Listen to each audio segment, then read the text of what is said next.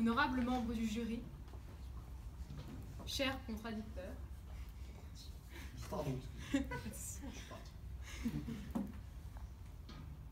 cher auditoire, bonjour. On se pose la question, les plus beaux combats sont-ils perdus d'avance? Perdre. Perdre. Ne pas gagner. Abandonner. Renoncer. Se soumettre. Ce mot ne m'a jamais été plaisant, sauf si je parle des kilos. La nature même de l'individu est construite pour gagner. Tout petit, l'enfant apprend à gagner à un jeu de société, lors d'un chat perché dans la cour de récréation. Celui qui tire à la courte paille à qui fera la vaisselle sera le loser de la soirée.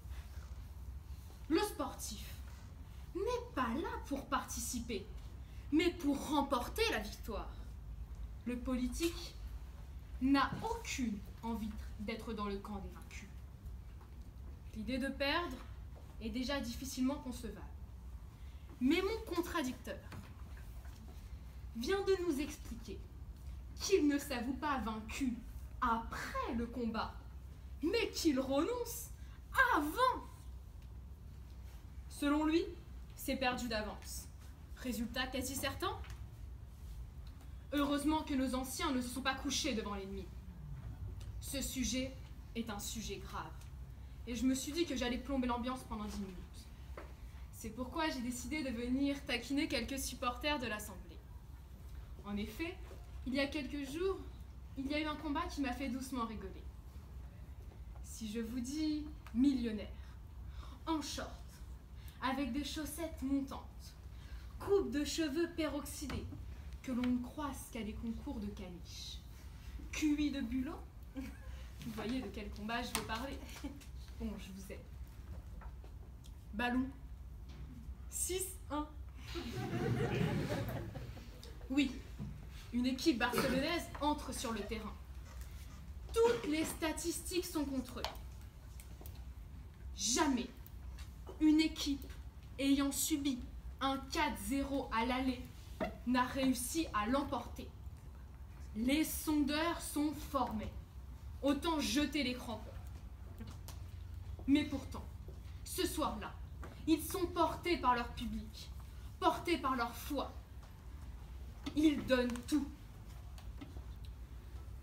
Ils sont animés par la force de celui qui se lève parce qu'ils n'ont rien à perdre et tout à gagner. Est-ce que je rappelle le score? 6-1. Je vois certaines larmes rejaillir dans les yeux du public. Nous allons donc nous reconcentrer sur notre sujet. Dans cet exemple, le combat était entre deux adversaires. Je n'aurais pas l'indécence de vous demander s'il s'agissait d'un beau combat. Beau, esthétique, intellectuel, on s'en convient. En revanche, plus sérieusement, j'aimerais que l'on se souvienne un instant des luttes qui ont été menées pour des causes. Dans mon dictionnaire, j'ai lu combat, lutte contre quelque chose. Prenons par exemple le combat contre la ségrégation raciale. Si le combat avait été perdu d'avance, comment Rosa Parks aurait eu la force de refuser son siège à un passager blanc dans un bus? Comment Martin Luther King aurait eu le courage de lancer une campagne de protestation de boycott contre la compagnie de bus pendant 380 jours? C'est un combat mené pour un projet de société. Il a du sens. Pour nourrir ma présentation, je me suis penchée sur l'histoire du droit de vote des femmes. C'est avec stupéfaction que j'ai découvert l'énergie déployée par les suffragettes, avec des modes d'action fondés sur la provocation. Ces modes d'action rompirent avec la bienséance dominante jusqu'alors. On assiste à une véritable guerre d'usure entre les forces de l'ordre et les suffragettes. N'oublions pas qu'à l'époque, l'homme est le chef de famille. Quand le coq parle, la poule se tait. C'est grâce à ce qu'elles avaient semé que la France d'après-guerre s'est mobilisée autour d'un même projet. Nos arrière-grand-mères n'ont pas lâché. Et en 1944, elles ont eu le droit de compter dans les élections.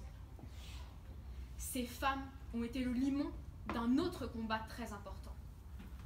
En effet, 3 décennies se passent et 343 salopes éditent un manifeste dans lequel elles ont le courage de dire « Je me suis fait avorter ».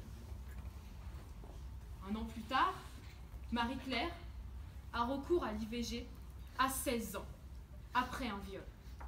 Elle est traînée devant les tribunaux avec sa mère et 3 femmes qui l'avaient aidée. Grande surprise, la jeune fille est acquittée. Le monde commence à changer. Remettons-nous dans le contexte de l'époque. L'hémicycle est encore loin d'être le reflet de la parité. Et c'est avec difficulté que nos grands-mères arrachent quelques années avant l'accès à la contraception.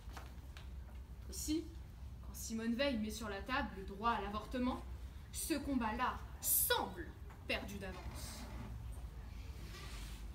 Levée de bouclier des hommes, de l'Église et d'une certaine opinion publique. Il fallait une audace, un courage, une conviction sans faille pour oser imaginer remporter ce combat. Maintenant, nous allons parler d'un autre sujet qui me tient à cœur. Je vous propose la lecture de quelques phrases qui ont été à l'origine pour nombreux d'entre nous la naissance d'une vocation. La France aura été, en dépit de tant d'efforts courageux, presque le dernier, et je baisse la voix pour le dire, à abolir la peine de mort. Ces mots, vous les avez reconnus. Ils ont été prononcés par Maître Badinter, et ils ont permis la victoire d'un des plus beaux combats, celui de l'abolition de la peine de mort. Croyez-moi, chers membres du jury, cher auditoire, il aura fallu la force d'un homme et le courage de ses mots pour que l'Assemblée nationale fasse entendre la voix de l'humanisme. C'est une longue marche qui s'achève en 1981. Mais restons vigilants. Tous ces combattants se sont levés pour une cause. Jean Moulin, résistant, Edgar Demange, avocat de Dreyfus, Malcolm X contre la ségrégation, Nelson Mandela contre l'apartheid, Mère Teresa, Gandhi, les journalistes de Spotlight. Ces guerriers ont fait avancer notre société. Mais ils nous ont transmis le devoir de préserver nos droits acquis. En cette période préélectorale, je ne peux passer sur un tel sujet sans rappeler qu'un combat ne nécessite pas forcément la prise d'armes. L'affirmation de sa liberté au quotidien passe déjà par un droit qui nous a été très difficile à gagner, celui de voter. Voter contre la haine, voter contre la bêtise, voter pour rester libre. Comme le disait la Boétie en parlant de nos ennemis, ils ne sont grands que parce que nous sommes à genoux. Chers membres du jury, cher auditoire, il n'y a que les combats que l'on ne mène pas qui sont perdus d'avance.